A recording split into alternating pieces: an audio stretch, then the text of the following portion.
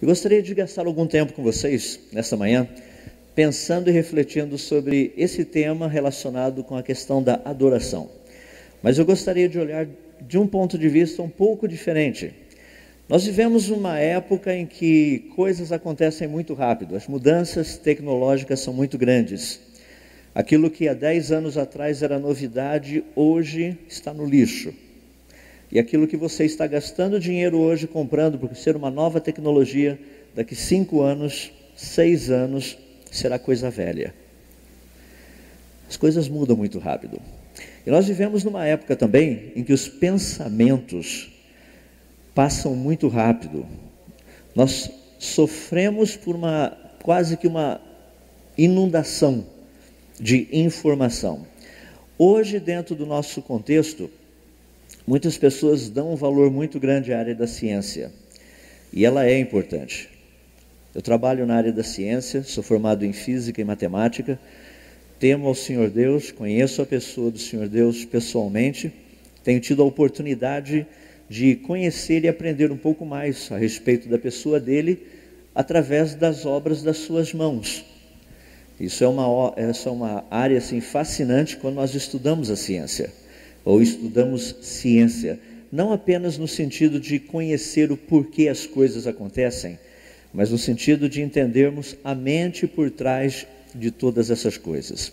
Então eu gostaria de, nessa manhã, separar o que nós estaremos tratando aqui em 2 etapas, para que a gente possa trabalhar com calma e fazer tudo o que precisa.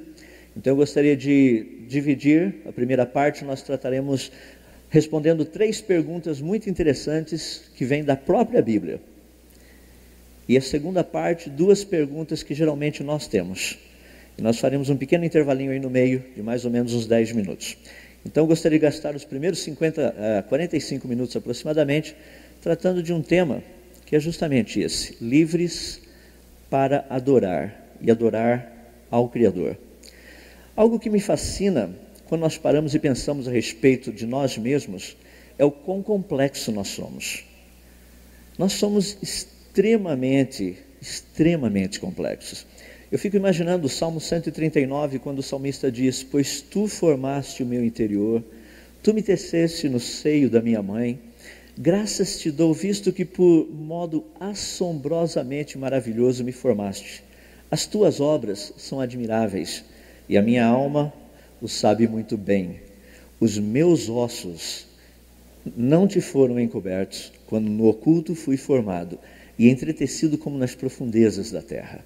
Os teus olhos me viram a substância ainda informe, e no teu livro foram escritos todos os meus dias, cada um deles escrito e determinado, quando nenhum deles havia ainda.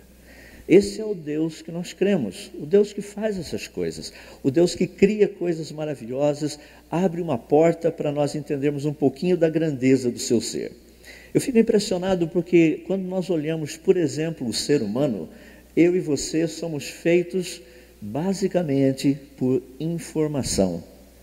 Dentro das nossas células existe um código genético muito pequeno. São 3.164.700.000 letras perfeitamente organizadas na ordem certa. Informação literalmente unidimensional, em uma direção só, que produz informação em 3 dimensões: proteínas, enzimas, células, ossos, órgãos, você e eu. E todo esse negócio guardado num negocinho muito fininho, que nós chamamos de DNA. Aproximadamente um fiozinho de 2,10 metros de altura, com um diâmetro de 2 nanômetros, guarda toda essa informação. E para você entender o que são 2 nanômetros, pegue uma régua de 1 milímetro, pegue 1 milímetro apenas, divida-o em 1000 pedacinhos, segure um pedacinho, daí divida esse um pedacinho, que é 1 milésimo de milímetro, em outros 1000 pedacinhos, e pegue 2, isso são 2 nanômetros. Para quem estuda isso e conhece a Deus, o que a gente pode falar? É um grande Deus, é um Deus de muita sabedoria. No entanto, como eu mencionei, nós vivemos dias muito interessantes, porque nós temos sido bombardeados de todas as direções que vida surgiu por acaso, e que o universo veio à existência por um mero e simples acaso. Lá no passado distante, há aproximadamente quase 14 bilhões de anos atrás, segundo a teoria do Big Bang, teria havido um Big Bang. E tudo que existe veio à existência por um mero e simples acaso. Então nós ficamos muito impressionados com isso.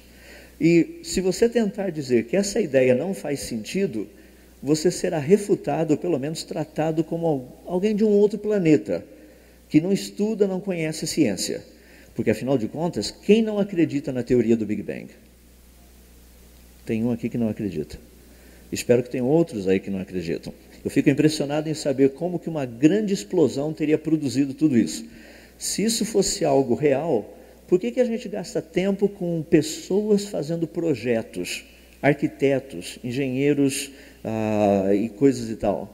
Basta colocar um monte de cimento, concreto, areia, um monte de ferro, toneladas de sei lá o que, molha, coloca água por cima, põe dinamite embaixo e explode, que os prédios vão acontecer.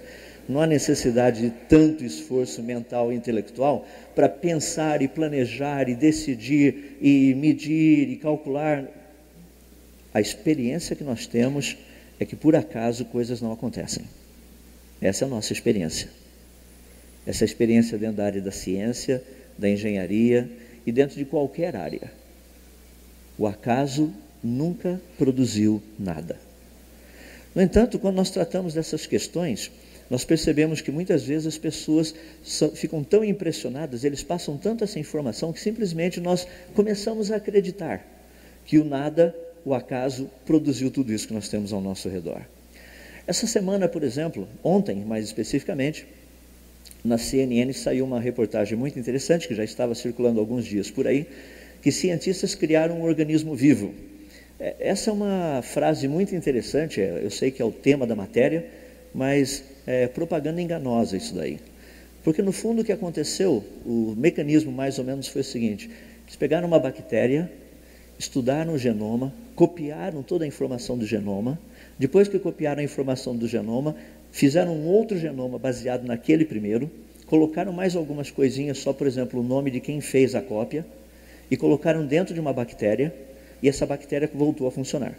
Bom, eles primeiro não criaram a bactéria, eles só criaram a informação.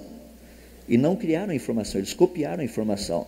Dentro da terminologia técnica que nós temos, isso é plágio. Ou seja, você copiar uma informação e colocar o seu nome como autor é plágio. O autor, que não foi a natureza, colocou a informação naquela bactéria. O que os cientistas fizeram foi apenas copiar, fazer uma cópia sintética daquela informação. Foi um grande avanço científico, sem dúvida. É impressionante o que Deus tem nos dado capacidade de fazer. Eu não estou em nada diminuindo o que foi feito. Eu só estou dizendo que os autores não podem dizer que eles são os autores do código, porque eles não criaram o código. É interessante porque duas pessoas tratando desse evento disseram o seguinte: uma delas foi o próprio criador dessa bactéria. Bom, é interessante porque atualmente tudo é artificial, agora a gente tem até bactéria artificial. Então logo logo nós vamos ter seres humanos artificiais também por aí. Mas de qualquer forma, Dr. Venter disse o seguinte: definitivamente não criamos vida do nada, porque usamos uma célula pré-existente para receber o genoma sintético. Criamos sim a primeira célula sintética.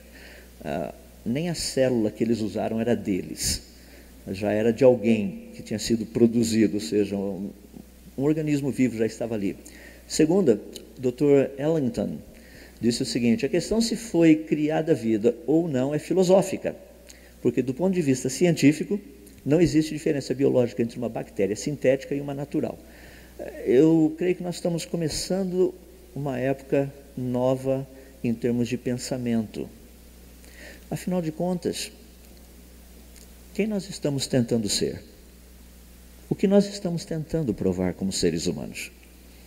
Nós vivemos diante de uma sociedade muito interessante, em que procuramos ser pessoas alegres, felizes, e no fundo nós não temos respostas para as questões básicas da vida. O que somos nós? Quem somos nós? De onde viemos? Para onde estamos indo? O que estamos fazendo aqui? Nós não sabemos responder essas perguntas. E muitos esperam que a ciência possa ajudar nisso. A ciência responde muitas questões, é verdade, mas ela não tem como responder as questões fundamentais da vida. Ciência tem uma função, tem uma grande função. Eu vejo aqui um grupo muito grande de jovens. Eu espero que muitos de vocês estejam na universidade estudando, se aprimorando, aprendendo, mas espero que a universidade não tire aquilo que mais precioso uma pessoa pode ter, que é crer em Deus. Essa é a parte mais importante, é crer naquele que fez todas as coisas para o louvor da sua glória. E aqueles que se voltam para a área de ciência precisam entender, e nós precisamos entender como um todo, que a ciência não leva o homem a Deus. Não é o papel da ciência esse. Ciência nunca teve como propósito da parte do Senhor Deus em estabelecê-la, fazer com que nós chegássemos ao conhecimento de Deus. A ciência foi criada para um outro propósito. A ciência, de uma forma geral, ela não somente nos ajuda a compreender um pouquinho mais a respeito da grandeza do Senhor Deus, mas também ela nos ajuda a entender questões difíceis, conceitos muito difíceis que a Bíblia tem. Eu creio que um dos conceitos mais difíceis, que muitas pessoas têm uma dificuldade muito grande, é entender justamente essa questão de Deus Pai, Deus Filho, Deus Espírito Santo, a Trindade. Geralmente, amigos meus, no princípio, dentro da área de laboratório, eles questionavam muito isso. Porque eles diziam o seguinte: você crê que Deus é um só? Eu falo, sim, eu creio que Deus é um só. Mas eles me perguntavam o seguinte: Pai, Filho, Espírito Santo. O Pai é Deus? Sim, Ele é Deus. O Filho é Deus? Sim, Ele é Deus. E o Espírito Santo é Deus? Sim, também é Deus. Então, o Pai é Deus, o Filho é Deus e o Espírito Santo é Deus. Então, como é que você pode dizer que você crê em um Deus?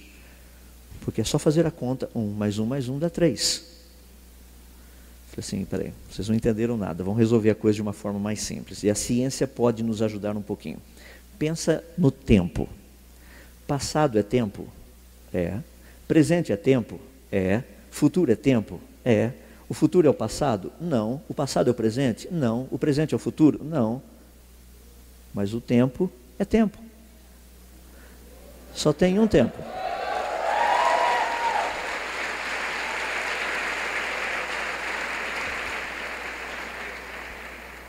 Eu creio que Deus deixou algumas coisas aí na natureza para que nós pudéssemos entender um pouquinho melhor quem Ele é. Se bem que é um exemplo limitado. Não dá para expressar a totalidade da pessoa dele.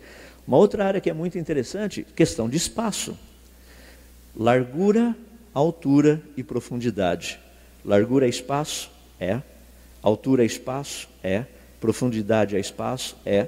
Mas a largura é a altura? Não. Altura é a profundidade? Não. Profundidade? Não. São três coisas diferentes. Mas cada uma delas é espaço, e o espaço não existe se não houver uma delas presente. 3, não, 1, o espaço. Então nós começamos a entender um pouquinho conceitos difíceis de uma forma clara. Mas aí o pessoal fala, tá, tudo bem, já entendi como é que funciona. Então, espaço, 3 dimensões, o tempo, 3. Eu falei, é interessante porque tudo no mundo é a base 3, né? Você já percebeu? Para onde a gente olhar, são 3. Se você pegar um banquinho, quiser fazer um banquinho, qual o menor número de pernas necessárias para que o banquinho fique estável? 3. Quais são as partículas elementares de um átomo? Prótons, nêutrons e elétrons. 3. Por que será que tudo na natureza, a base é 3? Pode ser uma mera coincidência, porque o nosso Deus é um Deus triuno. Base 3. Tudo ao que nós olhamos é 3. Agora, resolvendo o problema que Deus é um só. Porque, afinal de contas, isso cria um grande problema para as pessoas. E a gente quer deixar um pouquinho mais simples e mais claro. Imagine um cubo. Cada aresta do cubo, o valor seja 1. Para eu definir o cubo na sua totalidade, eu faço o quê? Somo 1 mais 1 mais 1? Não, eu preciso do volume do cubo. O volume do cubo é dado por 1 vezes 1 vezes 1, cujo resultado é 1. Deus nos dá exemplos para que nós venhamos a entender um pouquinho da grandeza da sua pessoa. E quando nós olhamos a ciência, nós não podemos perder de vista o que é a ciência. No fundo, ao olharmos toda a natureza criada pelo Senhor Deus, nós somos como que crianças brincando na praia, molhando o pé na água e achando que nós entendemos alguma coisa. Porque pensa bem, ao olharmos esse nosso planeta, contemplarmos um pouco a grandeza e a beleza de todo ele, nós temos um sol brilhando ali fora, e perto desse sol nós temos uma quantidade de pelo menos 8 planetas ao redor deles. Um deles é a nossa Terra. E o nosso Sol é apenas uma estrelinha no meio das muitas estrelas da Via Láctea.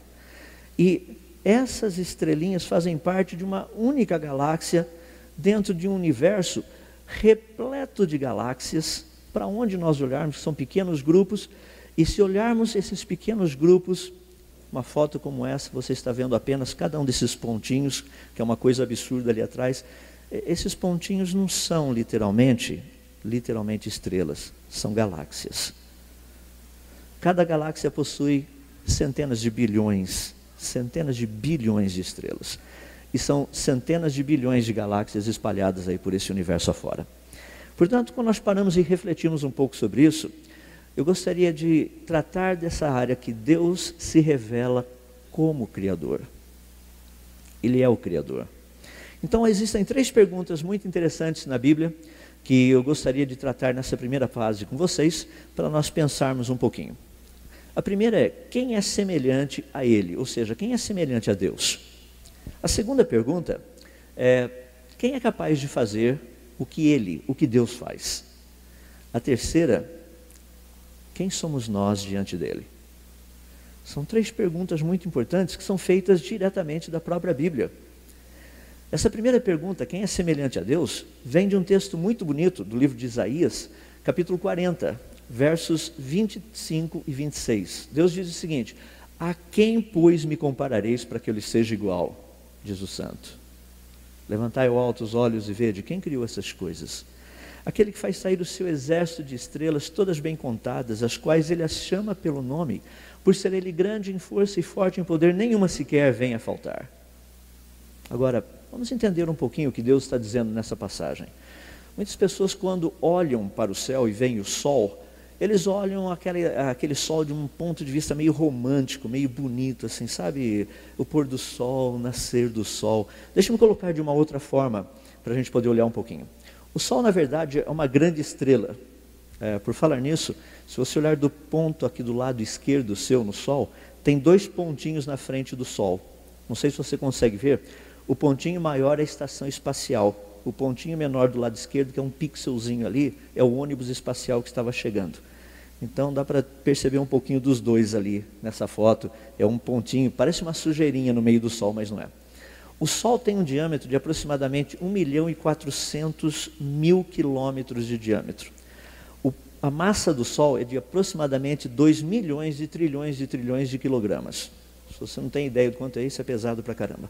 A luminosidade, só para você ter uma noção da luminosidade do Sol, se você pegar lâmpadas de 100 watts, você precisaria de um número maior de lâmpadas de 100 watts do que o número de todos os grãos de areia que tem nesse planeta para poder produzir a mesma luminosidade que o Sol produz.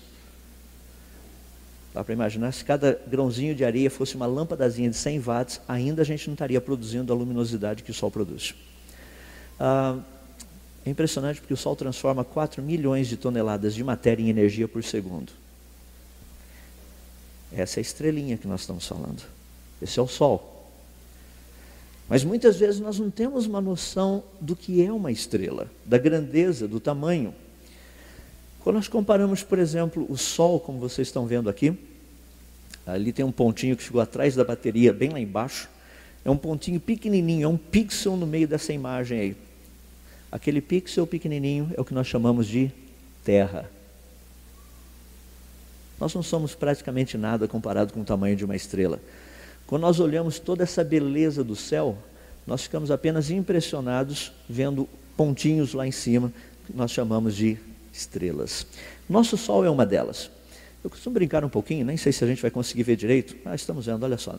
O céu de São Paulo numa noite bem estrelada, porque o difícil é a gente parar e pensar assim, quantas estrelas tem no céu. Então depende de onde você mora. Aqui na cidade de São Paulo, uma noite bem estrelada, imagina Deus falando, quantas estrelas tem no céu? Você fala, 1, 2, 3, 4. Pronto. Se Deus conta as estrelas, eu também conto. Vamos com calma. Se a gente pudesse tirar um pouco da poluição, a coisa começaria a mudar um pouquinho mais. E se nós apagássemos as luzes, a coisa mudaria um pouquinho mais ainda. Agora, nada comparado com o que está lá fora. Porque o que está lá fora, isso é o céu. Cada lugar que você olhar, dá para imaginar que cada um desses pontinhos é uma estrela? Consegue imaginar coisas desse jeito? Agora, imagina ele dizendo que ele conta cada uma delas e as chama pelo nome. Existe uma diferença quando nós estudamos a natureza. Quando nós começamos a observar um pouquinho a grandeza do que está lá fora. Uma coisa é nós lermos na Bíblia que Deus conta as estrelas. A outra é você pegar um telescópio e tentar fazer o mesmo. Uma vida inteira não daria para contar todas as estrelas que tem nos céus. O número é muito grande. Essas nuvens que vocês veem, meio branco ali atrás, isso é apenas estrela. É uma quantidade tão grande juntas que nós não conseguimos ver cada uma delas independentemente. É um absurdo que está lá fora. Estrelas, estrelas e mais estrelas. Agora, fica uma pergunta no ar que Deus colocou. Ele pergunta: a quem, pois, me comparareis para que eu lhe seja igual? Eu imagino Deus chegando para os cientistas e fazendo o seguinte: vocês querem ser igual a mim? Tudo bem, façam uma estrela. Só uma. Só tem uma coisa: não pode usar a minha matéria-prima, vocês terão que criar a matéria-prima. Ou seja, nós não podemos usar nenhum átomo que Deus criou, nós teríamos que criar os átomos também. Como é que se cria um átomo? Como é que se junta uma amontoeirada deles para fazer uma estrela? E não somente isso, nós observamos que essas estrelinhas se agrupam formando toneladas de galáxias, como eu mencionei para vocês. Para onde nós olharmos, isso é o que nós vemos. Galáxias com centenas de bilhões de estrelas em todas as direções. Agora, se Deus conhece cada uma dessas estrelas pelo nome, você vai me dizer que Deus não conhece você. Vai me dizer que você é uma pessoa que Deus não sabe da existência. Eu fico impressionado porque muitas vezes, em momentos difíceis, pessoas chegam para mim e falam assim: Deus se esqueceu de mim. Eu falo: rapaz, levanta os olhos e começa a olhar essas coisas lá em cima. Porque Deus não esqueceu do nome de nenhuma estrelinha, e tem muito mais estrela lá fora do que habitantes nesse planeta. Se Deus não esquece do nome de nenhuma delas, por que será? Por qual razão Deus iria esquecer de alguém aqui? Deus pensa em nós. Agora, por que eu estou mostrando essas imagens? Eu quero que fique bem claro na mente de vocês, quando Deus disse que Ele trouxe à existência cada uma dessas estrelas, cada uma dessas galáxias. Ele as trouxe, Ele as fez. Agora, Deus pergunta: quem poderia ser comparado a mim? Quem? Essa imagem que vocês estão vendo, com exceção daqueles círculos feitos em amarelo, que são estrelas, todos os demais pontinhos são galáxias. Nessa outra imagem, sem exceção, todos os pontinhos são galáxias. Cada um desses pontinhos que você está vendo representa centenas de bilhões de estrelas agrupadas. Se nós pudéssemos pegar e fazer algo assim bem interessante em termos do céu, imagina um dia de lua cheia. Se nós pegássemos um pequeno quadradinho como esse que vocês estão vendo ali do lado da lua, só aquele pedacinho do céu, e nós ampliássemos esse pedacinho de céu para encher a tela, cada um desses pontinhos é uma galáxia. Sabe o que nós descobrimos? Algo fascinante. Existem mais estrelas no céu do que todos os grãos de areia de todas as praias e de todos os desertos desse planeta. E Deus pergunta: a quem, pois, me comparareis para que eu lhe seja igual? Quando nós estamos tratando de adoração, nós estamos tratando de um grande Deus, de um Deus que fez todas as coisas.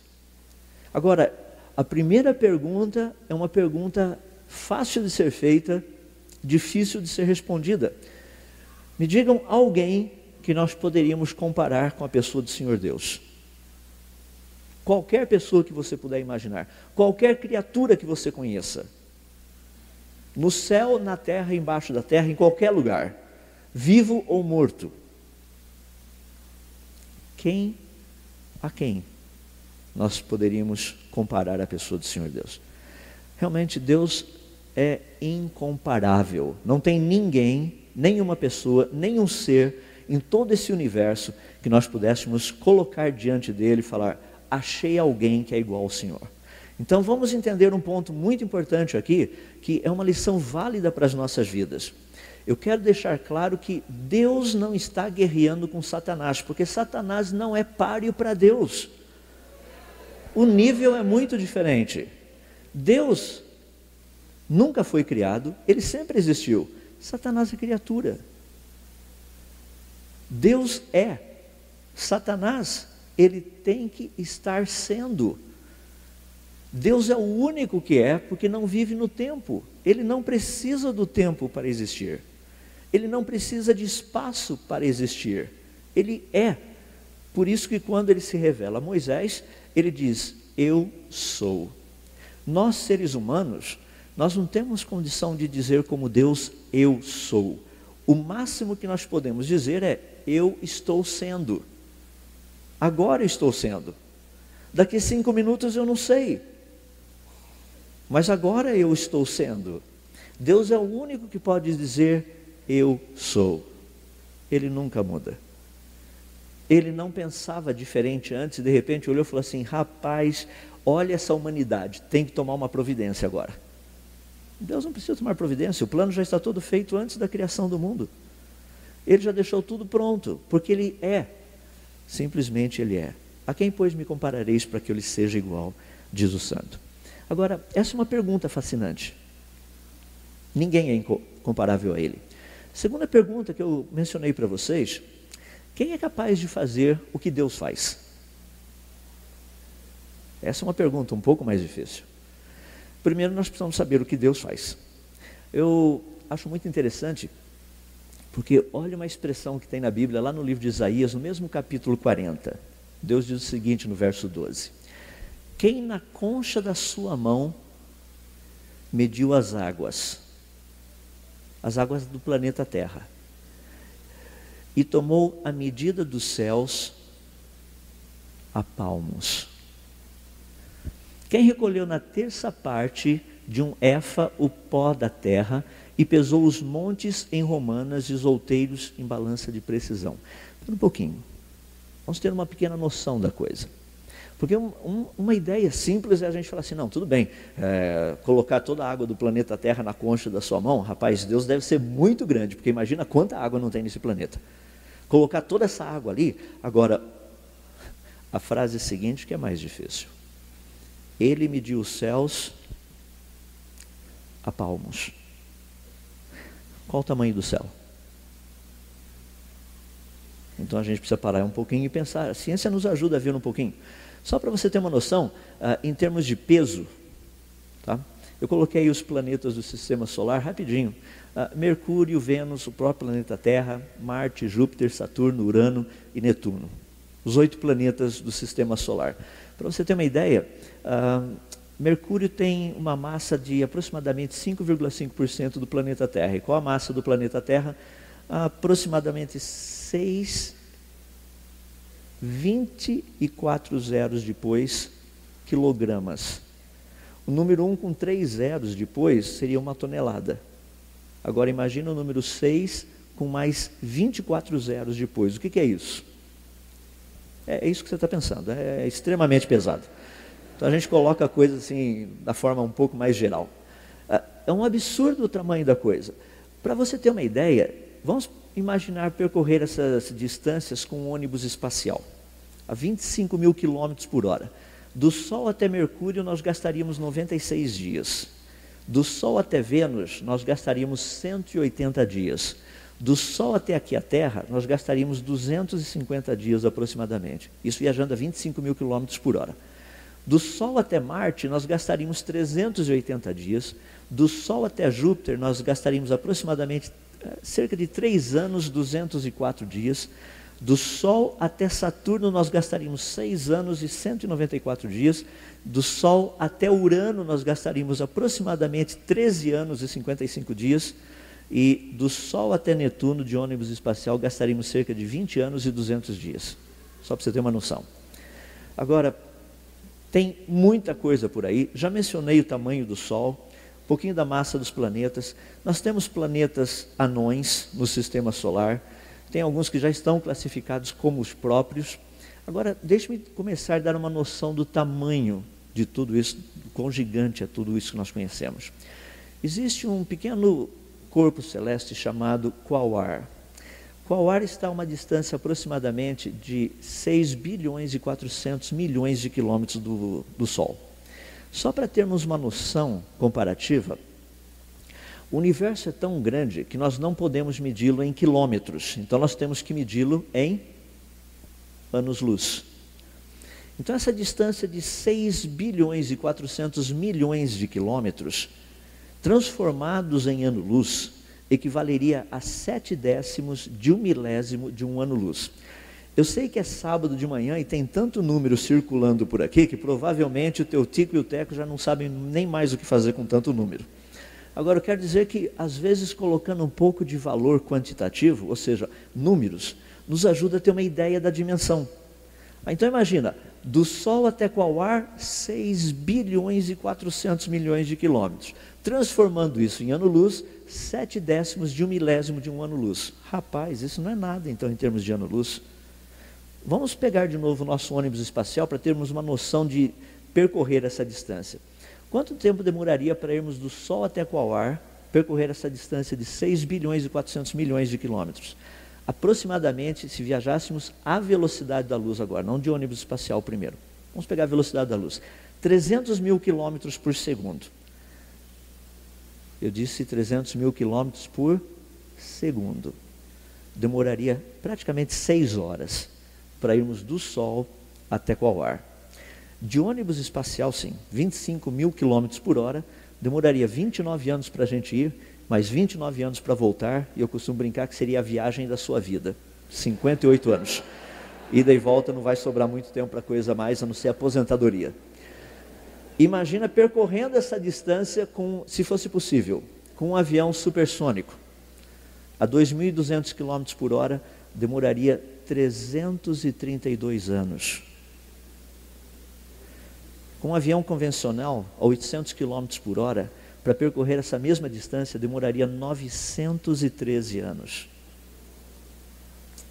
Se fosse com Fórmula 1, sem parar nos boxes, sem trocar pneu, dependendo do piloto, chegaria, outros não, mas 300 km por hora, demoraria somente 2.434 anos para você percorrer essa distância. Imagina com seu carro sem pegar a marginal no final da tarde. Ou seja, pegar Bandeirantes, pista livre o tempo todo, andando mais ou menos os seus 100 km por hora, demoraria 7.300 anos. Imagina aquele teu amigo sentado no banco de trás perguntando, está chegando? Só faltam mais 7.299 anos. Dá para a gente ter uma noção da distância. Eu gosto de brincar um pouquinho, essa é uma ilustração que eu uso em quase todos os lugares que eu tenho passado, talvez você já tenha visto.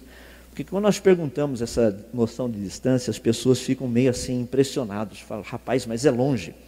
É tão longe, agora imagina indo de jegue.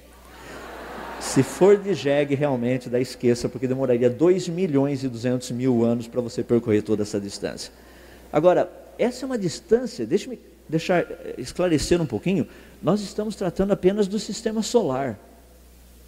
É do Sol até uns planetinhas que estão girando aqui em volta dele. A gente nem saiu do sistema solar ainda.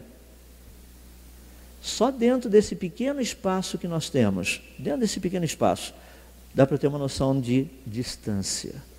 Agora vamos ampliar um pouquinho mais. Qual a estrela mais próxima do nosso Sol?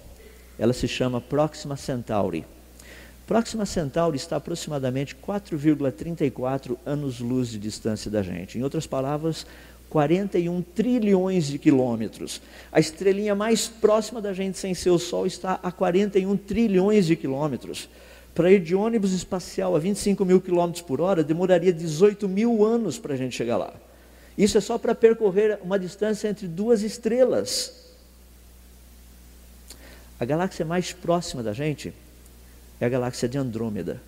Ela está a apenas 2.540.000 anos-luz de distância da gente. Para você ter uma noção, se nós pegássemos uma nave espacial que viajasse à velocidade da luz, 300 mil quilômetros por segundo, demoraria 2,5 milhões de anos para nós chegarmos na extremidade da próxima galáxia. Rapaz, a gente não percorreu nada ainda. Nós não saímos nem do quintal da nossa casa. E olha o tamanho da coisa. E o universo visível. O universo visível tem aproximadamente 93 bilhões de anos-luz de diâmetro. Não dá para a gente colocar isso em termos que a gente consiga entender. Eu não tenho como transformar isso daí, a não ser aquele número de...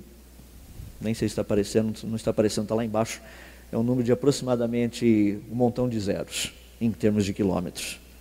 É um número que foge à nossa compreensão. Agora, outra vez, o que significam 93 bilhões de anos-luz? Quer saber isso em quilômetros? Multiplique por 9,5 trilhões. Então você pega 93 bilhões, multiplica por 9,5 trilhões, daí você tem uma resposta. Daria 441 e um montão de zeros depois quilômetros. O que é isso? A nossa mente não consegue entender. E a Bíblia nos diz que o Deus que fez todas essas coisas mediu os céus a palmos. Que Deus é esse? Quem é Ele? Exato, é o nosso Deus. É aquele a quem nós estamos adorando, é aquele que nós estamos aqui cultuando e celebrando. Nós estamos nada mais, nada menos do que celebrando a grandeza desse Deus. E as obras criadas nos dão uma pequena ideia de quem Ele é. Lembrem-se que nós estamos usando termos finitos para tentar imaginar um Deus infinito.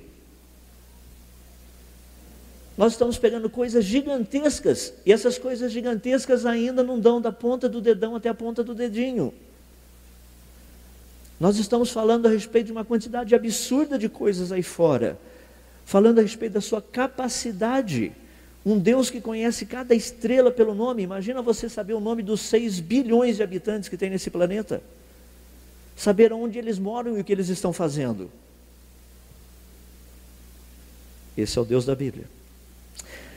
Por isso que novamente essa pergunta é tão fascinante. Quem na concha de sua mão mediu as águas e tomou a medida dos céus a palmos? Isso é impressionante. Mas tem uma terceira pergunta que eu deixei para vocês, que eu gostaria de tratar antes do nosso intervalinho, que é: quem somos nós diante de Deus? Afinal de contas, quem somos nós? Se o universo desse tamanho é uma coisa gigantesca e Deus diz que ele é pequeno, e nós dentro desse universo, nós não somos nem uma ameba comparado com o tamanho do universo, quem somos nós afinal de contas? Por que eu deveria falar e Deus me ouvir? Essa é a resposta, só porque Ele me adotou, eu sou filho dEle. Se não fosse isso, Ele não iria me ouvir. Quantos grãos de areia por dia você presta atenção? Em quantas formigas você deixou de pisar hoje pela manhã? Nós nem as vimos, mas Deus nos vê. Essa é a diferença. Então, quando nós pensamos em quem nós somos diante de Deus, primeiro vamos ver quem Ele é. Mais uma vez, nós vimos que Ele é um Deus de grande capacidade, porque Ele sabe o nome de cada uma das estrelas que tem nos céus. Ele as criou, Ele as trouxe à existência. Ele é um grande Deus porque Ele criou todas essas coisas. Tem um poder que só podemos usar a palavra sobrenatural porque nos falta um vocabulário melhor. Nós não temos como descrever tudo isso. Ele é um grande, grande, grande Deus. Agora, quem somos nós então diante desse grande Deus? Eu fico impressionado porque a Bíblia nos diz que os céus manifestam a glória de Deus e o firmamento anuncia as obras das suas mãos. A Bíblia também nos diz que quando contemplo os teus céus, obra dos teus dedos, e a lua e a estrela que estabeleceste, pergunta: que é o homem para que dele te lembres, e o Filho do Homem para que o visites. Quem somos nós diante da grandeza desse Deus? Então nós precisamos olhar um pouquinho a respeito da sua grandeza. Eu não sei realmente como é que vão sair as imagens ali atrás, mas caso não saia do jeito que elas deveriam sair, você pode encontrá-las no site do Hubble, HUBBLESITE, hubblesite.org. Dá uma olhadinha um pouquinho do que tem lá fora. Quando nós começamos a olhar esse universo, nós vemos algumas coisas mais ou menos desse jeito. Independente da direção que você olha, você vê coisas assim. Por que essas coisas expressam beleza? Quem fez tudo isso? Por que foi feito tudo isso? Pouco tempo atrás, estava comentando a respeito dessas questões e uma pessoa fez uma pergunta muito interessante. Mas, sendo que existem tantas estrelas assim no céu e toda essa beleza do lado dessas estrelas, você não acha que teria vida em outros planetas? É possível, mas eu não acredito. Acho que nós estamos sozinhos. Daí essa pessoa fez uma outra pergunta muito interessante, mas diante de toda essa beleza, todas essas coisas que tem por aí, essa quantidade absurda de estrelas em todos os lugares, tudo isso seria só para a gente? Falei, rapaz, pelo que tudo indica, você não entendeu nada. Isso não é só para a gente, isso é para Ele. Foi feito para o louvor da glória dEle. E mesmo que não tivesse ninguém para ver tudo isso daí, seria para o louvor da glória dEle. Continuaria sendo para o louvor da glória dEle por toda a eternidade, mesmo que não tivesse uma única criatura para observar. Porque Deus fez todas as coisas para o louvor da sua glória, independente de nós olharmos ou não. Eu faço perguntas às pessoas: quantos de vocês já pararam e viram toda essa beleza que tem lá fora? A gente não tem tempo para isso, mas deveríamos ter, porque Deus colocou todas essas coisas ali fora com um propósito, para que ao olharmos e contemplarmos cada uma delas, pudéssemos entender a glória que Ele possui. Quem é Ele? Esse aspecto da sua glória, que o céu manifesta essa glória de Deus, que esse firmamento anuncia as obras das suas mãos, isso deveria ser algo muito claro na nossa mente. Eu fico impressionado quantas vezes nós saímos por aí e ouvimos mais uma descoberta científica, outra vez relacionado com a ideia de que o acaso teria trazido essas coisas à existência. Quando nós olhamos fotos como essa, que maravilha o que o Big Bang criou.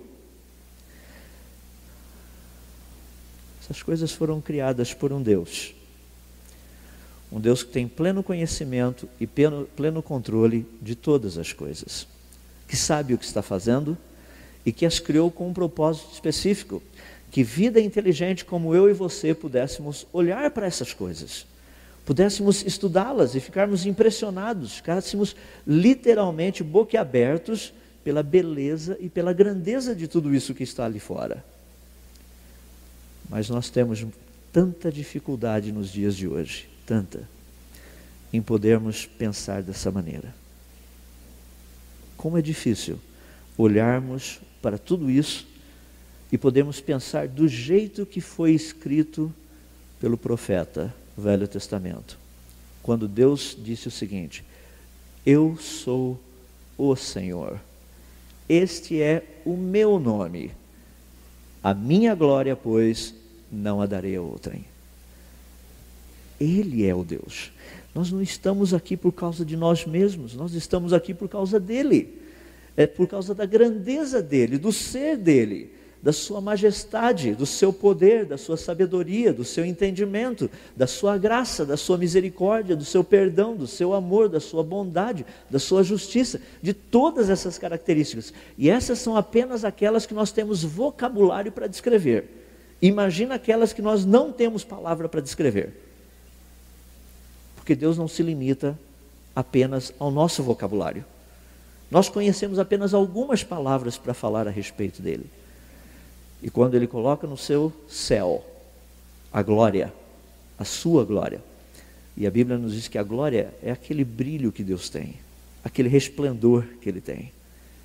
Ele nos convida a olharmos para essas coisas e vermos quem Ele é. Agora, Essa é uma pergunta que eu queria deixar para começar a responder na segunda parte daqui a pouco. Como poderemos, na nossa insignificância, adorar a um Deus tão grande? Porque nós não somos nada comparado com Ele. Nós não somos absolutamente nada. Me diga alguma coisa que você possa fazer que Deus ficaria impressionado.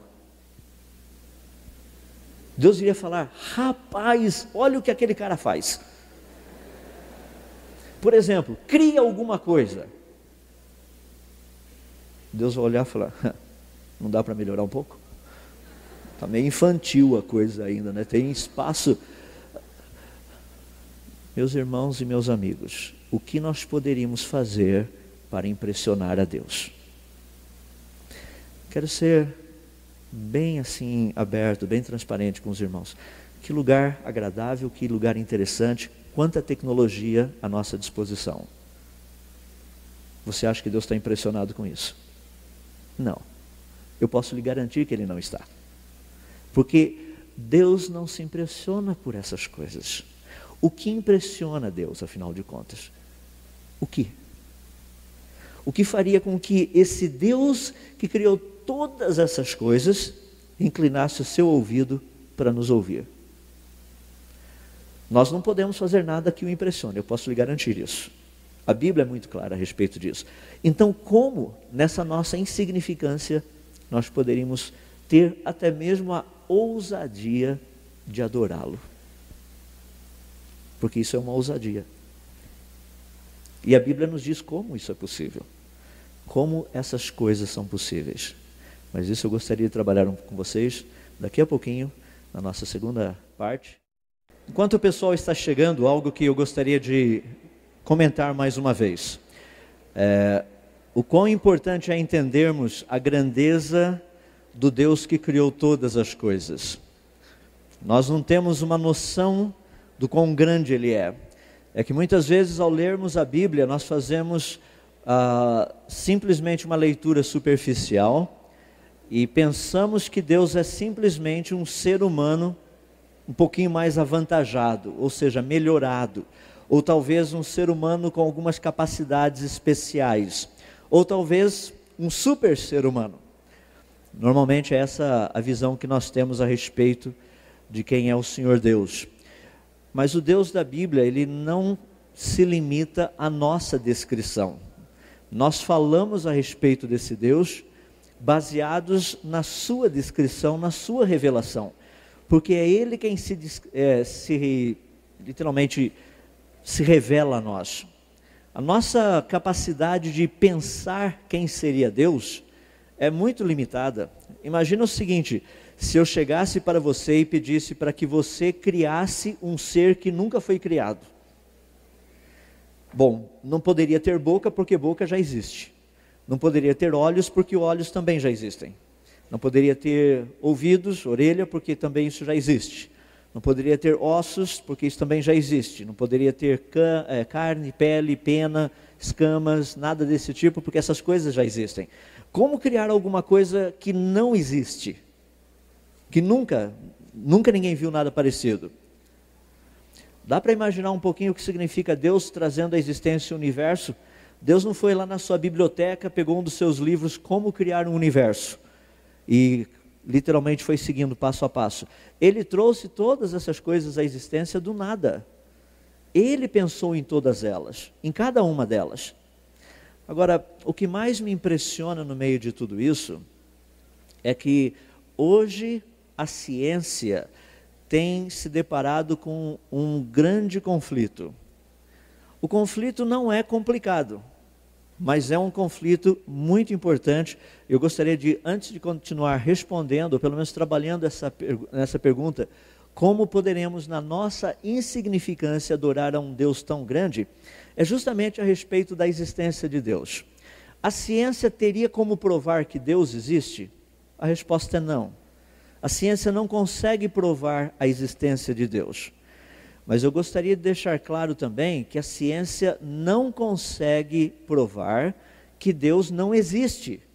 Em outras palavras, aceitar que Deus existe é um ato de fé, aceitar que Deus não existe também é um ato de fé.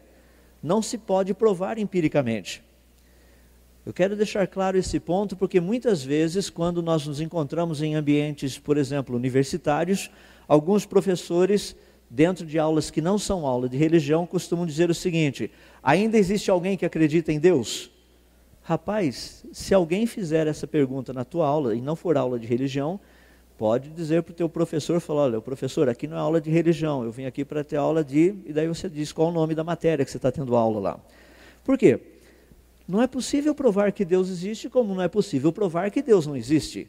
Se o sistema que nós estamos nas nossas universidades é um estado laico, você não pode fazer discípulos nem para o lado que Deus existe, nem para o lado que Deus não existe. Portanto, ateus não podem abrir a boca na universidade tentando fazer discípulos, tentando dizer que Deus não existe.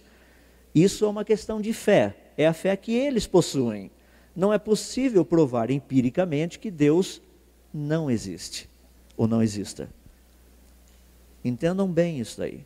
E a ciência, deixando essa parte que é a parte da fé, ou seja, Deus existe ou não, Deus não existe, isso aí não é discussão da ciência. Ciência não pode provar nenhum nem outro. Então, qualquer cientista deve estar bem claro, deve estar bem consciente dessa impossibilidade científica que é de provar se Deus existe ou não. Mas existe o segundo lado, esse é o papel da ciência. O papel da ciência é provar se coisas vieram à existência por meio de processos naturais ou se elas foram criadas. Isso faz diferença. Por exemplo, aqui na frente vocês estão vendo o meu computador. Pergunta: ele foi criado ou ele foi trazido à existência espontaneamente? Vamos imaginar que há uns 30 anos atrás era uma máquina de escrever. E daí foram passando por processos radioativos e coisas e tal, e ele foi virando um computador. Então minha máquina de escrever virou um computador, ela evoluiu. Então meu computador nada mais é, ou nada mais seria do que uma máquina de escrever evoluída. Pergunta: processos naturais produziriam isso ou não? Essa é uma pergunta que a ciência tem que responder. Ou seja, se nós começamos de um simples ser unicelular, com alguns poucos milhões de material genético codificado, como que nós chegaríamos a produzir, como por processos evolutivos ou processos naturais, nós teríamos chegado a ser tudo isso que nós somos, como eu e você e todo o resto da natureza ao nosso redor? Como que de uma simples célula tudo isso aqui teria vindo à existência? Isso é o que nós chamamos de geração espontânea na área da ciência. Como que algo que teria sido gerado espontaneamente teria vindo à existência, estaria aqui, evoluído depois de milhares ou milhões de anos ou bilhões de anos? Essa é uma pergunta que a ciência precisa responder. Então, por favor, não aceitem propostas científicas como sendo verdadeiras até que elas tenham sido provadas. Nós não sabemos como vida surgiu nesse planeta. Nós não sabemos como o universo começou. Por isso que nós temos teorias. Teorias são ideias. Teoria não é um fato, teoria é uma ideia. É uma proposta científica. E as pessoas confundem teoria com fato. A evolução, por exemplo, é uma teoria. Para ser bem sincero, ela nem pode ser uma teoria, ela teria que ser uma hipótese científica, porque teorias científicas precisam ser testáveis. E a teoria da evolução não é testável. Se alguém discorda, eu convidaria depois você a me levar para um laboratório e mostrar como que invertebrados deram origem aos vertebrados, no laboratório. Isso seria algo testável. Mas se não é testável, não pode ser teoria, porque teoria é uma hipótese com capacidade de teste, de ser testada. A partir do momento que uma hipótese oferece possibilidades testáveis, ela passa a ser teoria. Agora, a teoria da evolução não é testável. O pessoal fica dando uma desculpa toda esfarrapada aí de milhões de anos. Ou seja, o tempo faz tudo. Claro que o tempo faz. O tempo faz o quê? Aquilo que os processos naturais foram desenhados para fazer. Então nós pegamos o tempo e a gente deixa o tempo passar. À medida que o tempo passa, o que as coisas acontecem? Evoluem. Mas rapaz, aonde isso? Eu vou comprar um Fusquinha bem velho, vou colocar lá na minha garagem e deixar lá milhões de anos, depois ele vira uma Ferrari. Vou pegar um pedacinho de tecido desse tamanho e colocar lá no meu guarda-roupa e quem sabe daqui a alguns anos eu tenho um terno Armani lá dentro. Isso não acontece. Procura para ver, se deixa o tempo para ver o que acontece. As coisas melhoram? Não, nós conhecemos leis, as leis da termodinâmica que regem todas essas coisas. Então nós precisamos entender que a ciência, o papel da ciência, não é tentar provar como o universo e a vida teriam vindo à existência espontaneamente, mas sim como o universo e a vida vieram à existência. Espontaneamente pode até ser uma das possibilidades, sei lá, o pessoal está tentando, vamos ver se consegue, mas não é a única. A evidência que nós temos nesse universo é que ele foi criado. Essa é a evidência. As coisas funcionam muito certinhas.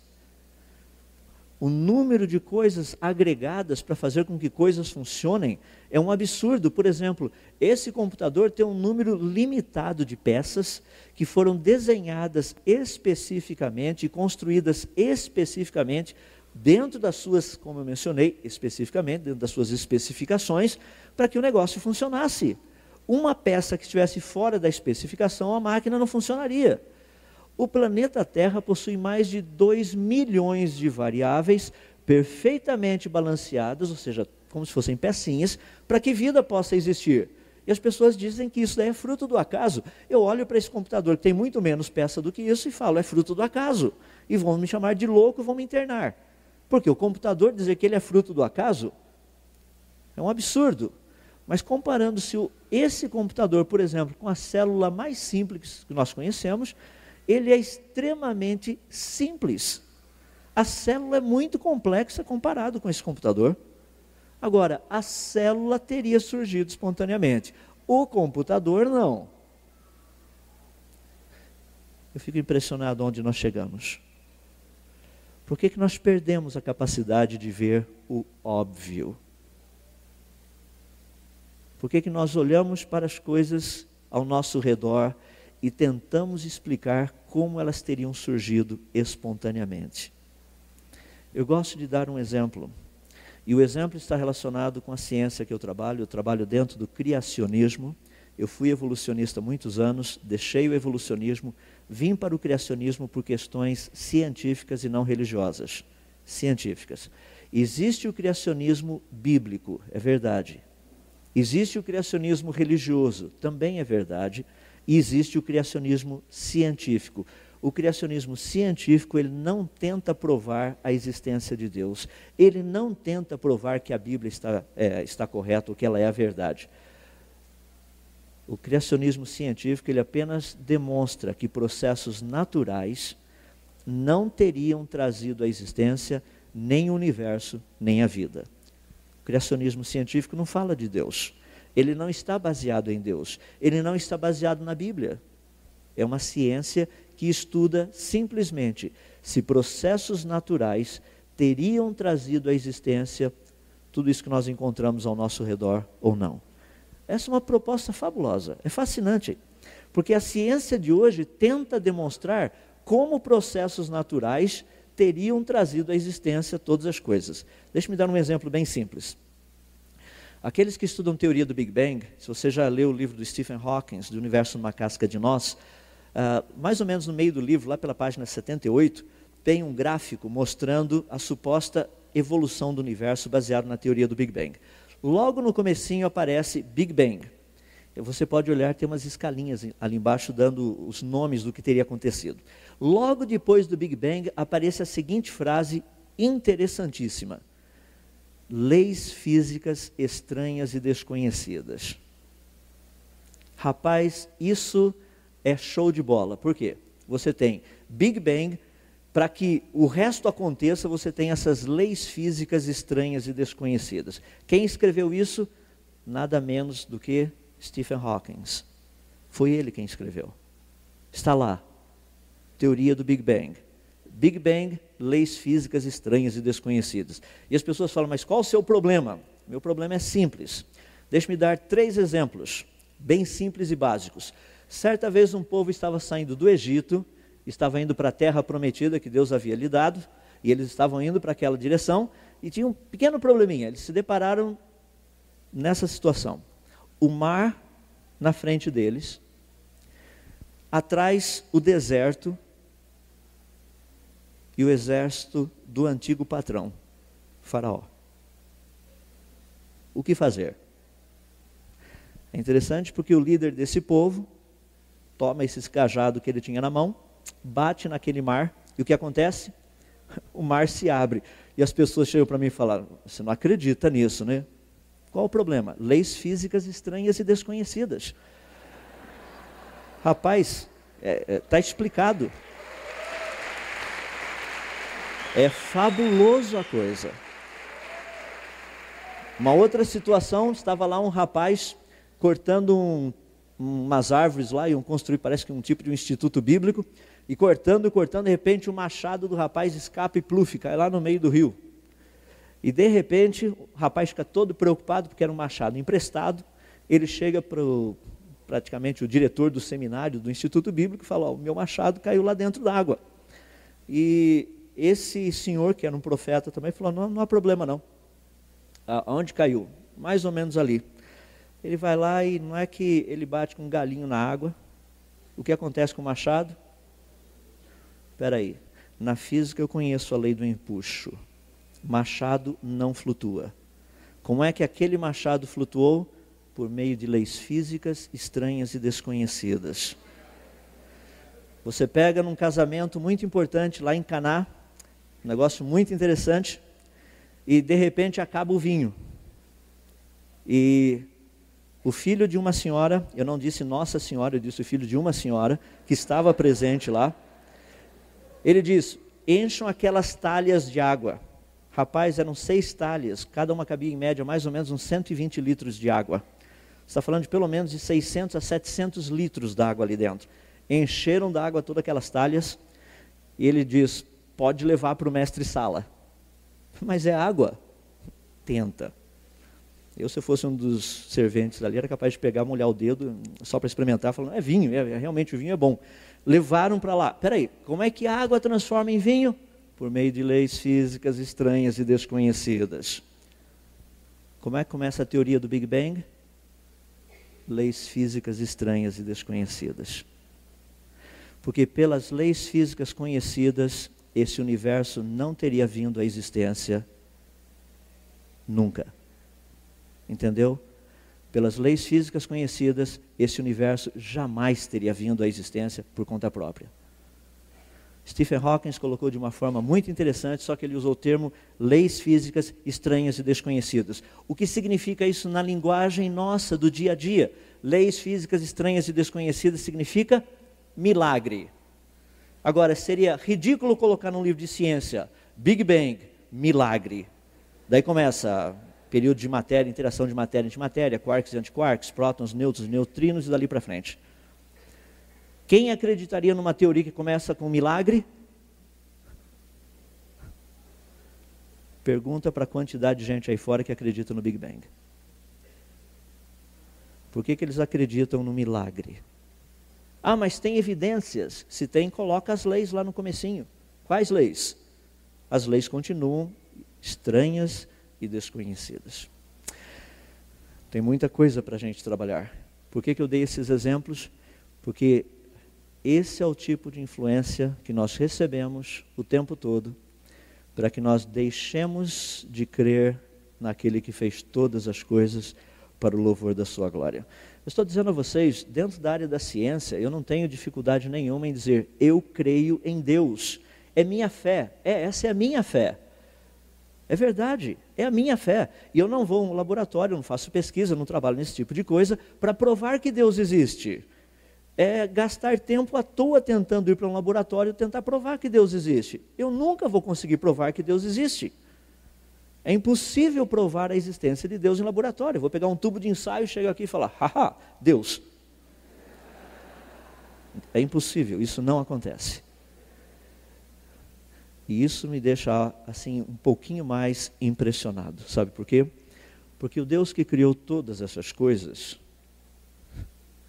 Ele bem que poderia ter deixado uma tremenda de uma assinatura no céu, né? a gente faz uns negocinhos fajutos aqui embaixo e quer deixar assinatura. Não, mas fui eu que fiz. Deus cria um universo desse tamanho e nem colocou lá embaixo, assinado Deus.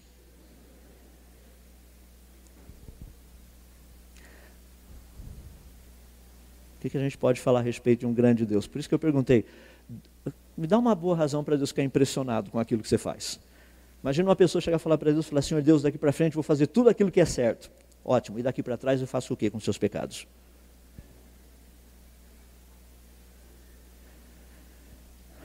Nós precisamos entender quem é o Senhor Deus. Agora, vamos trabalhar então respondendo essa pergunta, como poderemos, na nossa insignificância, adorar a um Deus tão grande? A resposta é simples, conhecendo-o, sabendo quem é esse Deus. Agora, para entendê-lo um pouco melhor, nós precisamos buscar onde ele se revela e como ele se revela, para termos uma noção de quem é ele. Quem é o Deus que nós estamos aqui adorando? Existe um texto muito interessante no livro de Apocalipse, capítulo 4, verso 11. Diante de todas aquelas coisas que o livro de Apocalipse nos mostra, uma das coisas que o livro é muito fiel em mostrar, e muito específico também, é em mostrar o caráter de Deus. Deus se revelando, quem é Ele. E nós encontramos essa revelação de quem é o Senhor Deus em cada página do livro de Apocalipse. Você estuda esse livro e muitas pessoas ficam impressionadas falando, eu quero saber quando que o mundo vai acabar. 2012, 21 de dezembro. E a coisa vai assim. Não é 21 de dezembro de 2012 não, pode ficar sossegado. Bom, talvez acabe até antes disso, nós não sabemos. Mas talvez acabe dia 21 de dezembro mesmo, 2012, nós não sabemos, só estou dizendo que nós não sabemos. Mas muitas pessoas leem o livro de Apocalipse apenas querendo saber quando o mundo vai acabar. Leiam o livro de Apocalipse para conhecer quem controla em suas mãos a chavinha que liga e desliga o fim do mundo. Ele é quem controla todas essas coisas. Tudo aquilo que ele disse ali que vai acontecer, que algumas já aconteceram, pode ter certeza, vai acontecer. Ele está na direção da história. E no livro de Apocalipse, no capítulo 4, nessa descrição bonita de quem é o Senhor Deus, da pessoa de Deus, no verso 11, algo fascinante sai ali. Diz assim, Tu, Senhor e Deus nosso, és digno de receber a glória, a honra e o poder, porque criaste todas as coisas, e por Tua vontade elas existem e foram criadas. Por que eu e você existimos? Porque foi da vontade dEle. Não, foi meu pai e minha mãe, foi a vontade de Deus. Foi Deus quem nos trouxe a existência. Ele quem nos trouxe a existência nessa época. E eu fico assim, fascinado, porque pessoas falam assim, nossa, eu gostaria de ter nascido há não sei quantos anos atrás. Ou na época tal. Ou daqui não sei quantos anos. Eu estou muito contente nessa época que Deus me trouxe a existência, ver todas essas coisas que nós temos visto e poder participar do plano dele dentro dessa época. E é justamente isso que me fascina. Deus tem planos. Deus tem uma vontade. Ele nos trouxe à existência. Agora, eu gostaria de entrar nessa reta final mais uns 15 minutinhos com vocês, apenas para que nós pudéssemos entender o que significa esse todas as coisas. Essas coisas que Deus criou. Nós não temos muitas vezes uma noção do que é isso. Quando nós lemos lá no livro de Romanos, no primeiro capítulo, ali diz assim que o que de Deus se pode conhecer é manifesto entre eles, porque Deus lhes manifestou. Está falando de toda a humanidade. Ele diz porque os atributos invisíveis de Deus, tanto o seu eterno poder como sua própria divindade, claramente se reconhecem desde o princípio por meio das coisas que foram criadas. Essa palavra no grego, coisas criadas, é uma palavra só. No português são duas. Coisas criadas, no grego é uma. A palavra grega nós conhecemos na língua portuguesa. A palavra grega que foi traduzida como coisas criadas é a palavra poema, que na língua portuguesa é poema. As coisas criadas são um poema de Deus. Agora, imagina que coisa fascinante. Eu saio por aí um dia, vou passar um feriado lá no litoral, acordo bem de manhã cedinho, saio andando lá pela praia, ninguém acordado ainda, todo mundo dormindo, o sol está começando a nascer, ou seja, o céu está começando a ficar um pouquinho mais claro. Estou andando lá na praia e na noite anterior teve uma ressaca muito grande do mar, então a praia está meio suja, muitas algas, gravetos, aquele negócio todo esparramado lá pela praia. E à medida que eu vou andando, chego num lugar, vejo essas algas e esses gravetos totalmente arrumados e agrupados de uma forma fabulosa, formando letras, palavras e frases. E eu paro diante daquela estrutura fenomenal e leio o que está escrito ali no chão. Minha terra tem palmeiras, onde canta o sabiá. As aves que aqui gorjeiam, não gorjeiam como lá. Eu olho para aquele lado, nenhum ser humano à vista. Olho para aquele outro lado da praia, nenhum ser humano à vista. Olho para esse lado, todo mundo dormindo nos prédios. Olho na frente, só tem o oceano. Água vai, água vem. Foi produzido pelo oceano. Os versos foram produzidos pelo oceano. Isso é óbvio. A única coisa em movimento aqui é o oceano. Por que o oceano não teria escrito: minha terra tem palmeiras, onde canta o sabiá, as aves que aqui gorjeiam, não gorjeiam como lá?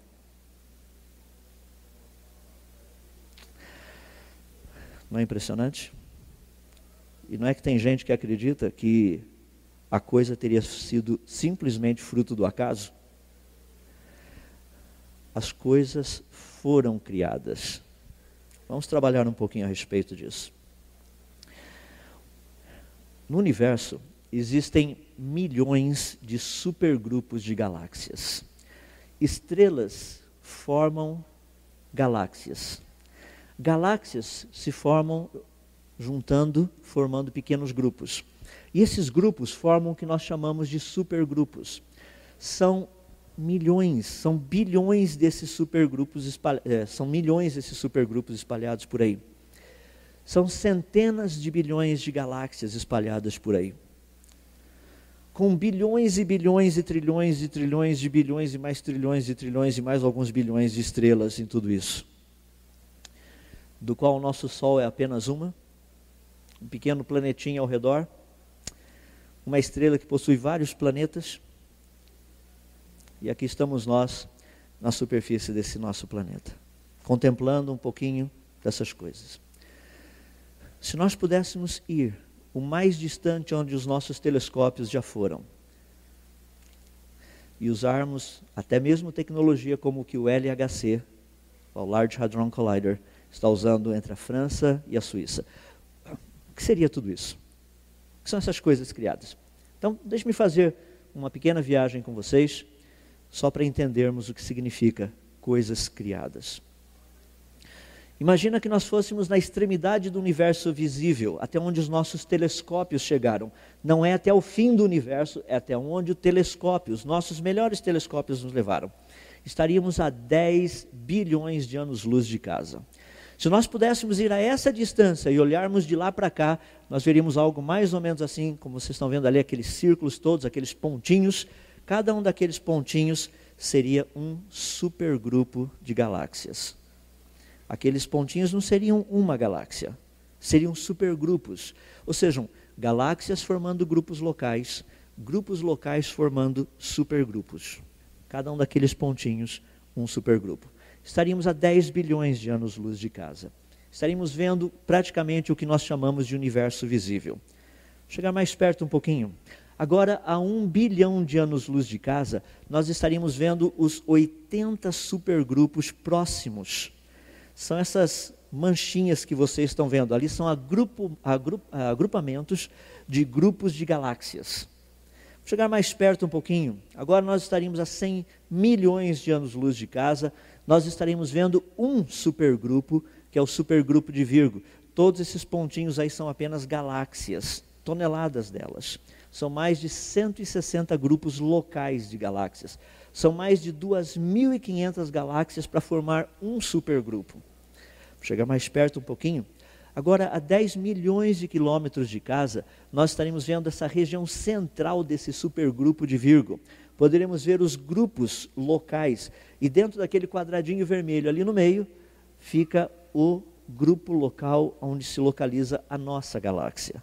Chegar mais perto um pouquinho, então, a 1 milhão de anos-luz de casa, nós estaríamos vendo praticamente a nossa galáxia ali no meio. Se você consegue ver, atrás da bateria está a M31, galáxia de Andrômeda, e mais lá em cima, laranja meio avermelhado, a M33, que é a galáxia Pinwheel. Vamos chegar mais perto um pouquinho. A 100 mil anos-luz de casa, nós teremos condição de ver essas nuvens de estrelas. São tantas estrelas juntas que nós não conseguiríamos ver cada uma individualmente. É um negócio branco, como vocês estão vendo ali. Chegar mais perto um pouquinho. Agora, a 10 mil anos-luz de casa, nós estaríamos vendo as estrelas de um dos braços, apenas um dos braços da nossa galáxia, o braço de Orion. Chegar mais perto um pouquinho para termos uma noção melhor. A 1000 anos-luz de casa, nós estaríamos vendo cerca de 1 milhão de estrelas. São 1 milhão de estrelas próximas do nosso Sol. Uma quantidade muito grande de estrelas aqui por perto. Chegar mais perto um pouquinho. A 100 anos-luz de casa, nós estaríamos vendo as 150 mil estrelas vizinhas do nosso Sol. Chegar mais perto um pouquinho. A 10 anos-luz de casa, nós estaríamos vendo as 33 estrelas próximas do nosso Sol, que são essas maiores que vocês estão vendo. Mas o nosso Sol é tão pequenininho que ainda não daria para vê-lo. Precisaríamos chegar mais perto um pouquinho. A 1 ano-luz de distância de casa, lá no meio daquele quadradinho, você vê aquele pequeno pontinho branco, esse é o nosso Sol. Mas 1 ano-luz equivale a quase 10 trilhões de quilômetros. Então vamos transformar anos-luz em trilhões de quilômetros. Então, em vez de 1 ano-luz, agora nós estaríamos a 10 trilhões de quilômetros de casa. Agora nós estaríamos a 1 trilhão de quilômetros de casa, e o Sol seria a estrela mais visível na nossa frente. Chegar mais perto um pouquinho, a 100 bilhões de quilômetros de casa, nós estaríamos vendo o Sol lá no centro, e aquelas elipses em volta são dos planetas ao redor do Sol, a órbita deles. Para você ter uma noção, chegar mais perto um pouquinho, a 10 bilhões de quilômetros de casa, você está vendo aquela elipse branca? Essa é do planeta anão Plutão. Só para você ter uma noção da distância, foi lançada uma sonda espacial em 2006, chamada New Horizons. Ela está indo em direção a Plutão. E se tudo correr bem, entre 2014 e 2015, ela deve chegar lá. Está viajando a uma média de 30 mil quilômetros por hora. Então dá para ter uma ideia do tamanho da coisa. Vamos chegar mais perto um pouquinho, porque isso aí é a nuvem não, isso aqui são as órbitas dos planetas do grupo externo. A amarela lá no centro, Júpiter, a laranja, Saturno, azul escuro, Urano, azul clara, Netuno, e a branca do planeta anão Plutão. Chegar mais perto um pouquinho agora, a 1 bilhão de quilômetros de casa, daria para ver a órbita do grupo interno, dos planetas próximos do Sol. A primeira que vocês estão vendo lá, Mercúrio, logo depois Vênus, a azul é a Terra e a vermelha é Marte. Um pouquinho dessa amarela aqui do lado de fora do planeta, órbita do planeta Júpiter. Por favor, ninguém pegue aí um telescópio e fique procurando por essas linhas no céu, porque elas não existem. Eu só coloquei ali para ficar mais fácil para a gente saber onde o planeta passa, só para termos uma noção. Chegar mais perto um pouquinho. A 100 milhões de quilômetros de casa, você estaria vendo por onde passa o planeta Vênus, aquela linha verde, por onde passa o planeta Terra, aquela linha azul, por onde passa o planeta Marte, um pedacinho da linha vermelha lá em cima. Só que o planeta Terra, esse planeta onde nós moramos, é tão pequenininho que ainda não dá para ser visto. Precisaríamos chegar mais perto um pouco. Agora, a 10 milhões de quilômetros de casa, você veria um pequeno pontinho branco lá no meio. Isso é o que nós chamamos de Terra, o nosso planeta. Esse pequeno pontinho. Aquela elipse branca em volta é a órbita da Lua, aproximadamente 384 mil quilômetros de distância. Chega mais perto um pouquinho, agora a 1 milhão de quilômetros de casa, você veria que aquele pontinho não é branco, é ligeiramente azulado. Chega mais perto um pouquinho, a 100 mil quilômetros de distância, você conseguiria ver alguns detalhes daquele pontinho azul. Dá para perceber que é um planeta que tem atmosfera, tem nuvens. Chegar mais perto um pouquinho, estaríamos a 10 mil quilômetros de altitude, daria para a gente ver um pouco da América do Sul. Chegar mais perto um pouquinho, a 1000 quilômetros de altitude, daria para a gente ver até o sudeste brasileiro. Chegar mais perto um pouquinho, a 100 quilômetros de altitude, daria para você ver até o interior do estado de São Paulo. Chegar mais perto um pouquinho, a 10 quilômetros de altitude, daria para você ver a cidade de Limeira, que é onde eu moro, pertinho daqui. Vocês conhecerem um pouquinho a cidade, já que ninguém vai para lá. Então, 10 quilômetros de altitude. A 1 quilômetro de altitude, estaria vendo a região central da cidade. A 100 metros de altitude, você estaria vendo a Praça Toledo Barros, que é a praça principal da cidade. A 10 metros, daria para a gente ver o topo das árvores. A 1 metro, daria para você ver os galhos e as folhas. A 10 centímetros, você conseguiria ver as folhas individualmente. A 1 centímetro, você veria detalhes dessa folha. A 1 milímetro, nós começaríamos a observar a superfície. Pequenos detalhes que vemos na superfície da folha. Para vermos que detalhes são esses, a 1/10 de milímetro, nós estaríamos vendo as células na superfície dessa folha. A 1/100 de milímetro, nós estaríamos vendo as células individualmente. Mas para ver dentro da célula, nós precisaríamos chegar um pouco mais perto para entendermos o que está lá. Então, a 1 milésimo de milímetro, nós estaríamos vendo o núcleo de uma célula. Mas o que teria dentro desse núcleo? Teríamos que chegar um pouco mais perto. Agora nós estaríamos a 1/10 de 1 milésimo de milímetro. Você estaria vendo essa cromatina toda enrolada dentro desse núcleo. E o que seria essa cromatina? Para isso a gente precisaria chegar mais perto um pouquinho. Você perceberia que a 1/100 de 1 milésimo de milímetro, você estaria vendo a helicoidal do DNA. Para chegar mais perto um pouquinho, a hora que você observar esse DNA, você vai perceber que ele é feito de pequenos nucleotídeos. Então, chegando mais perto um pouquinho, vocês encontrariam a adenina, timina, citosina, guanina, todo aquele negócio lá. E esses nucleotídeos do DNA são feitos de átomos. Mas nesse tamanho, a 1 milionésimo de milímetro, ainda não daria para ver os átomos individualmente. Precisaríamos chegar mais perto um pouquinho. Agora nós estaríamos a 1/10 de 1 milionésimo de milímetro, e você veria a nuvem externa de elétrons de um único átomo de carbono. Vamos chegar mais perto um pouquinho. Agora, a 1/100 de 1 milionésimo de milímetro, nós estaríamos vendo a nuvem interna de elétrons de um único átomo de carbono, e ainda não deu para ver o núcleo, porque o núcleo do átomo é muito pequeno. Precisaríamos chegar mais perto ainda. Agora, a 1 bilionésimo de milímetro, você estaria vendo aquele pequeno pontinho. Esse seria o núcleo de um único átomo de carbono. Vamos chegar mais perto um pouco agora. A 1/10 de 1 bilionésimo de milímetro, ou seja, 100 fentômetros, nós estaremos vendo o núcleo de um átomo de carbono. Daria para identificar prótons e nêutrons. Você começa a perceber que tem uma estrutura no lugar. Chegar mais perto um pouquinho, a 1/100 de 1 bilionésimo de milímetro, nós estaríamos vendo literalmente prótons e nêutrons. E agora, a 1 trilionésimo de milímetro, nós estaríamos começando a ver a superfície desse único próton. E para ver o que tem dentro, você teria que chegar mais perto um pouquinho, que seria literalmente 100 atômetros, que é nada mais, nada menos do que 1/10 de 1 trilionésimo de milímetro. Ali nós estaríamos vendo os quarks. Até aí é onde a gente conseguiu chegar. Pergunta: qual o Criador?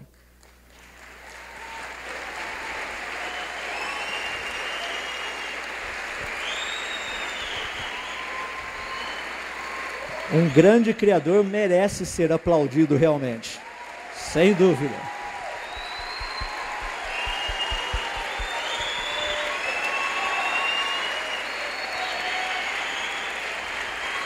Agora, a surpresa. Vamos responder a última pergunta. Qual o Criador? As pessoas falam, Deus. Eu sei. Vamos para os detalhes. João capítulo 1, verso 3. Todas as coisas foram feitas por Ele, e sem Ele, nada do que foi feito se fez. Colossenses capítulo 1, verso 13. Porque nele foram criadas todas as coisas que há nos céus e na terra, as visíveis e as invisíveis, sejam tronos, dominações, principados e potestades. Tudo foi criado por Ele e para Ele. Quem é Ele? Essa é a resposta.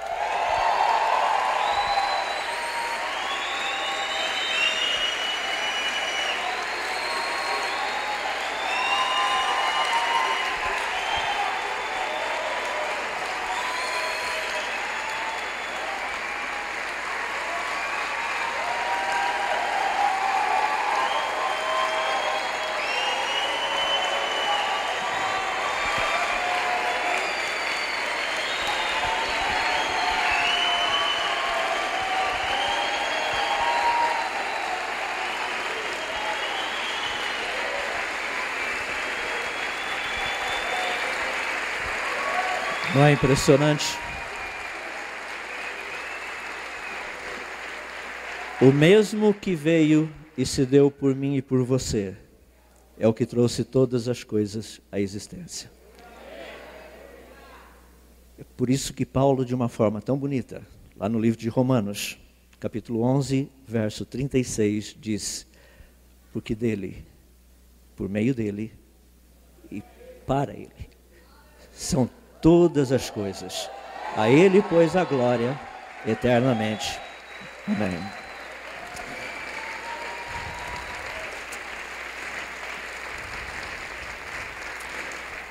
Vamos orar?